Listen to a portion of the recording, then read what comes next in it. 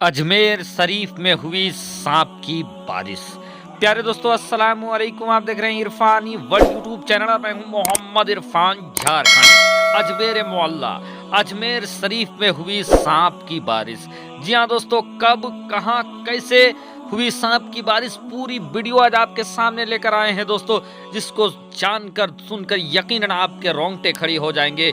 यकीनन अचानक अजमेर शरीफ में हुई सांप की बारिश, कब कहां कैसे, दिलचस्प वाकया आज आपके सामने लेकर आए हैं दोस्तों। तो अगर आप भी ख्वाजा गरीब नवाज के चाहने वाले हैं, अगर आप भी ख्वाजा मोइनुद्दीन हसन चिश्ती संजरी सरकार के दीवाने हैं, तो या ख्वाजा कमेंट में करें दोस्तों, कमेंट बॉक्स खाली है, या ख्वाजा लिखकर अपनी मोहब्बत का इजहार करें। साथ ही साथ वीडियो को करें लाइक और चैनल को करें सब्सक्राइब। प्यारे दोस्तों, मुल्क हिंदुस्तान में आज कोने कोने खित्ते खित्ते में जो आज मुसलमान नजर आते हैं, यकीनन ये सदका है हजरत ख्वाजा मोइनुद्दीन हसन चिश्ती संजरी सरकार का। आज दोस्तों हर तरफ आपको अजान की आवाज सुनाई देती है, अल्लाह अकबर की सदा गूंजती नजर आती है। आज आपको हर तरफ मस्जिद मीनार नजर आता है। कहीं ना कहीं दोस्तों ये करम है संजरी सरकार का, ख्वाजा मोइनुद्दीन हसन चिश्ती का, कि उन्होंने हिंदुस्तान के अंदर इस्लाम का डंका बजा दिया। प्यारे दोस्तों, दुनिया जमाना जानती है कि हजरत ख्वाजा गरीब नवाज ने भारत के अंदर ऐसे दौर पर कदम रखा जब यहाँ पर बुत परस्ती आम थी, जब यहाँ पर बुतों की परस्ती हुआ करती थी, जब यहाँ पर जगह जगह बुत कदा मौजूद थे, जहाँ बुतों को अपना माबूद माना जाता था, अलग अलग रिवाज थे। ऐसे दौर में दोस्तों ख्वाजा मोइनुद्दीन हसन चिश्ती संजरी सरकार भारत की धरती में कदम रखते हैं, और वो जगह होता है अजमेर मोहल्ला। अजमेर शरीफ जब ख्वाजा गरीब नवाज आते हैं दोस्तों, तो उस वक्त अजमेर शरीफ में जिसकी हुकूमत चलती थी वो था बादशाह पृथ्वीराज चौहान।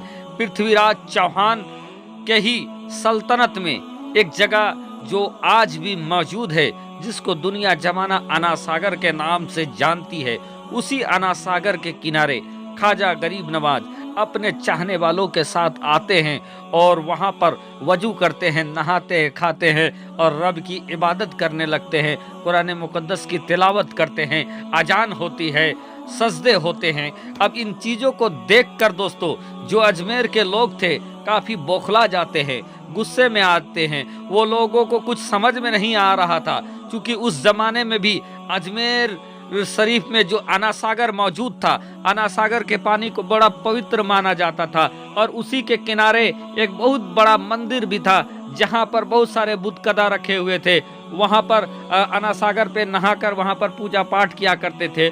तो वो लोगों ने जब देखा कि कुछ लोग आए हैं और वो इबादत करने के लिए मंदिर के अंदर नहीं आते हैं, बल्कि उनका इबादत का तरीका कुछ अलग है।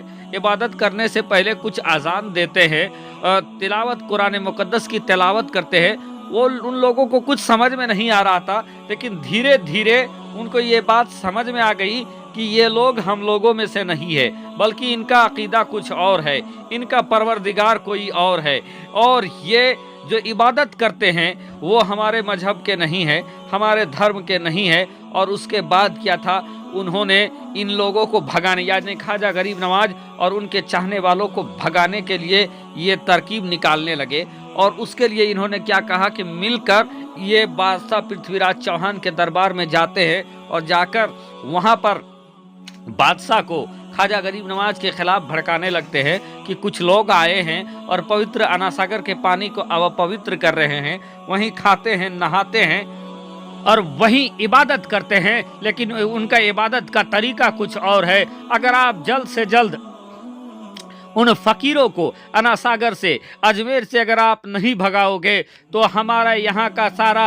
जो मामूल है वो बदल जाएगा, इबादत का तरीका बदल जाएगा, लोग उनमें शामिल हो जाएंगे। यानी बहुत तरीके की बातें बता दी गई। अब बादशाह गुस्से में आ जाते हैं और आने के बाद ये कहते हैं कि ठीक है, मैं अभी हुक्म देता हूँ, और उन लोगों को भगा दिया जाएगा, वहाँ पर अना सागर के किनारे से भगा दिया जाएगा। फिर क्या था दोस्तों, बादशाह ने अपने ताकत लगाना चालू कर दिया, कभी फौज के बूते तो कभी कुछ के बूते, कभी कुछ के बूते, ख्वाजा गरीब नवाज को भगाने के लिए वो कोशिश करने लगे, लेकिन हजरत ख्वाजा मोइनुद्दीन हसन चिश्ती संजरी रहमतुल्लाह अलैह के सामने बादशाह की एक न चली बल्कि सारे तरकस के तीर खत्म हो गए। लेकिन ख्वाजा गरीब नवाज को वो अना सागर से नहीं हटा पाए, अजमेर से नहीं हटा पाए। थक हाक कर दोस्तों बादशाह ने अपना आखिरी हथियार निकाला, वो था जादूगर जयपाल जोगी का। जयपाल जोगी को बुलाया जाता है और बादशाह सारी बात कहता है और सुनाने के बाद कहता है कि अगर तुम उस फकीर को अजमेर से भगा दोगे तो मैं तुम्हें बहुत सारा इनाम दूंगा। बहुत सारी बातें करता है और उसके बाद कहता है कि अगर तुम उसको भगा दोगे तो ये अजमेर के लिए और हम सब के लिए बहुत अच्छा होगा और तुमको बहुत सारा इनाम दिया जाएगा।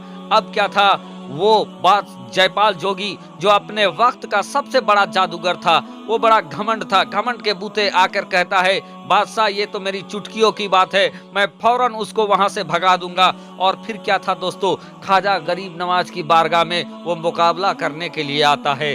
जब मुकाबला करने के लिए आता है शोर होती है कि जयपाल जादूगर आया है, जयपाल जोगी आया है और अब वो ख्वाजा को अजमेर से भगा देगा। नाम चूंकि उसका चर्चा था दोस्तों, जमाने भर में जयपाल के नाम का डंका बजता था। जब वो ख्वाजा से मुकाबला करने के लिए आया तो ख्वाजा गरीब नवाज ने अपने चाहने वालों को कहा कि मैं यहाँ पर एक लकीर खींच रहा हूँ, एक सरहद बना दे रहा हूँ और तुम लोग जब तक मुकाबला चलता रहे तुम लोग इस हुदूद के बाहर न जाना बल्कि लकीर के अंदर ही रहना। फिर तक क्या था, ख्वाजा गरीब नवाज ने एक रेखा खींच दिया दोस्तों और फिर जयपाल जोगी कुछ बोलता है और बोलने के बाद ताकत दिखाना चालू कर देता है। कभी जादू के बूते आग की बारिश करने लगा, लेकिन आग की बारिश किया, सारे के सारे आग जो थे हुदूद के बाहर, लकीर के बाहर ही गिर गए। फिर क्या था, जयपाल जोगी ने अचानक से दोस्तों पढ़कर ऐसा दम किया और उनके चाहने वालों ने जो रस्सियां थे आसमान की तरफ फेंके जाते हैं और सब के सब रस्सी दोस्तों आसमान से जैसे सांप की बारिश होने लगती है। अचानक से तमाम जगहों पर, उन जगह पर दोस्तों सांप की बारिश आसमान से होने लगती है। लेकिन अल्लाह का करम देखिए, ख्वाजा गरीब नवाज का करामत देखिए कि जो भी सांप आसमान से गिर रहे थे वो उस हुदूद के बाहर थे। जब सांप जमीन पर आकर गिरे दोस्तों, ख्वाजा ने कहा कि इसको उठाकर फेंक दो। उनके चाहने वाले उन सांपों को पकड़ पकड़ कर फेंका है, जैसे ही फेंका है कि वो सजरो हजर बन जाते हैं। आज तक दोस्तों अजमेर शरीफ जाओगे तो वो सांप जो पेड़ पौधे बन गए थे उस पेड़ पौधे का नस्ल बाकी है, आज भी वो पेड़ पौधे वहां पर मौजूद है। फिर क्या था दोस्तों, थका हारा जयपाल जोगी आसमान में उड़कर ख्वाजा गरीब नवाज को हमला करना चाहता है कि इतने में ख्वाजा ने खड़ावन को हुक्म दिया है। खड़ावन उड़ता है और मारता हुआ ख्वाजा गरीब नवाज के कदमों में ले आता है जयपाल जोगी को। जयपाल कदमों में पकड़कर कलमा पड़ता है गिरकर। जयपाल जोगी ख्वाजा गरीब नवाज के कदमों में लिपट जाता है, कलमा पढ़कर मुसलमान हो जाता है और जयपाल से अब्दुल्ला बयाबानी बन जाता है। दोस्तों यह है ख्वाजा का करिश्मा।